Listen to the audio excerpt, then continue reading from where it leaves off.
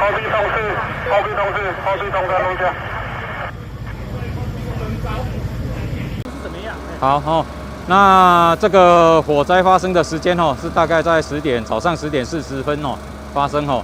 那现场哦是一个制作车灯的一个工厂哦。那燃烧的部分哦是它的成品仓库哦，所以相对的它火灾量非常的大哦。那到达现场的时候，已经发现大量的浓烟跟火势。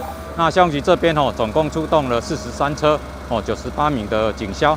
那含义消的话50名哦，大概出动了将近150的人力从事抢救哦。那目前我们火势控制把它局限在固定的地方哦。那之后我们会进行重机具的开挖哦及残火处理哦。那现场的话目前没有人员受伤跟受困。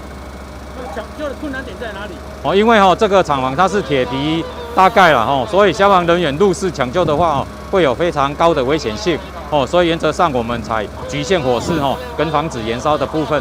那因为它这个是成品仓库哦，所以相对的它成品很多，火灾量也非常大哦，所以需要大量的水线来压制火势哦。这个也当然也造成我们在抢救上的困难哦，时间上可能也会比较长。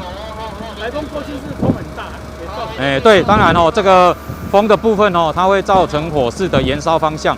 那因为火势很大所以初期我们在防护的时候有一些抢救上的困难。当然我们会尽全力把它防护住